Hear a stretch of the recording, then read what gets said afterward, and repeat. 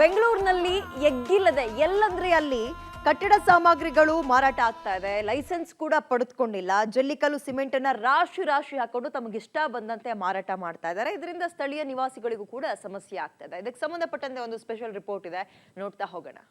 ರೋಡ್ನಲ್ಲಿ ಜಲ್ಲಿಕಲ್ಲು, cement, ಮರಳು sale.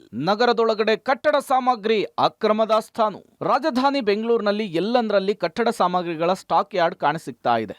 ನಗರದ outer ring ನಲ್ಲಿ ಒಂದು ರೌಂಡ್ ಹಾಕಿದ್ರೆ ರಸ್ತೆ ಬದಿ ಕಲ್ಲು, ಮರಳು, ಜಲ್ಲಿಕಲ್ಲುಗಳು ರಾಶಿ ರಾಶಿಯಾಗಿ ಸಿಗುತ್ತೆ.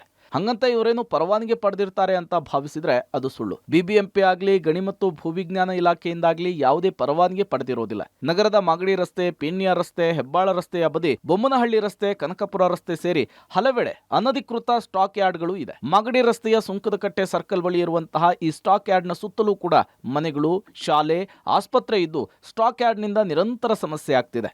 ಈ ಗಣಿಗಾರಿಕೆ ಯಾವ ರೀತಿ ಗಣಿಗಾರಿಕೆ ಅಂದ್ರೆ ನೋಡಿ, ಮರಳನ್ನ ತರ್ತಾರೆ ಎಲ್ಲಿಂದಲೋ ತಂದ್ರೆ. ಆಕ್ಚುಲಿ ಗವರ್ಮೆಂಟ್ ರೂಲ್ಸ್ ಪ್ರಕಾರ ಇರೋದು ಆ ಮರಳನ್ನ ಎಲ್ಲೂ ಶೇಖರಣೆ ಮಾಡಿಡೋ ಹಾಗಿಲ್ಲ. ಇದು ಆಕ್ಚುಲಿ ಕಾನೂನಿಗೆ ವಿರುದ್ಧವಾಗಿರುವಂತ ಕೆಲಸ.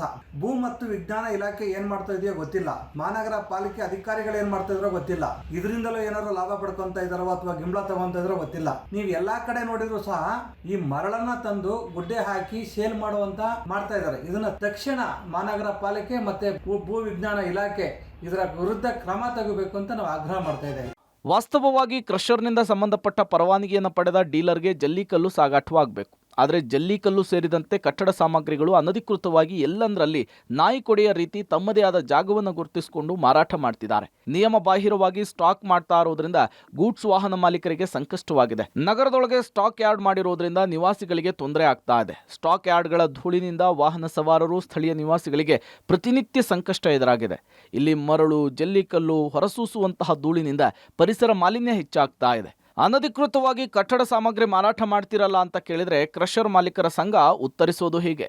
ಕ್ರಷರಿಂದ ತೊಗೊಂಬರ್ತಾರಂತ ಹೇಳಿದಾಗ ಎಲ್ಲಿಂದ ಬರುತ್ತೆ ಅನ್ನೋದಕ್ಕೆ ನಾವು ಇವ್ರನ್ನ ಏನು ಸ್ಟಾಕ್ ಯಾರ್ಡ್ಗಳನ್ನ ಇಡೀ ಗಲ್ಲಿಗಳಲ್ಲಿ ರೋಡ್ಗಳೆಲ್ಲ ಮಾರ್ತಾ ಇದ್ದಾರೆ. ಆಫೀಸರ್ಸ್ ಏನು ಮಾಡ್ತಾ ಇದ್ದಾರೆ, ಇದ್ರ ಬಗ್ಗೆ ಅಮೆಂಡ್ ಮಾಡಿ MDP ಅವ್ರಿಗೂ ಸಹ ಬರಂಗೆ ಮಾಡಿ ಅಂತ ಕೇಳಿದ್ರೆ ಅವ್ರು ಹೇಳ್ತಾರೆ ನಿಮ್ಮ ಕ್ರಷರಿಂದನೇ ಬಂದಿದ್ದು ಅಂತ ಹೇಳಕೊಡ್ತಾರೆ. ನಾವು ಹೇಳ್ತೀವಿ ನಮ್ಮ ಕ್ರಷರಿಂದ ಬಂದಿರೋ ಅನ್ನೋದಕ್ಕೆ ನೀವು ECನೇ ನಮಗೆ ಜನ್ರೇಟ್ ಮಾಡಿಲ್ಲ. EC ನಮಗೆ 20,000 ಕೊಟ್ಬಿಟ್ಟು ನೀವು ಎನ್ಎನ್ಸ್ ಮಾಡೋದಕ್ಕೆ ಸುಮಾರು ಕಮಿಟಿ ಅಂತ ಮಾಡಿದರೆ ಆ EC ಎನ್ಎನ್ಸೇ ಆಗ್ತಾಯಿಲ್ಲ. ಈಗೆಲ್ಲ ಸ್ವಲ್ಪ ಆಗ್ತಾಯಿದೆ.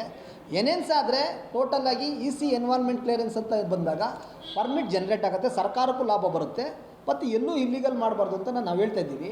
ಇನ್ನಾದರೂ ಸಂಬಂಧಪಟ್ಟವರು ಎಚ್ಚೆತ್ತು ಇದಕ್ಕೆಲ್ಲ ಕಡಿವಾಣ ಹಾಕಬೇಕಿದೆ. Madesh, public TV, Bengaluru.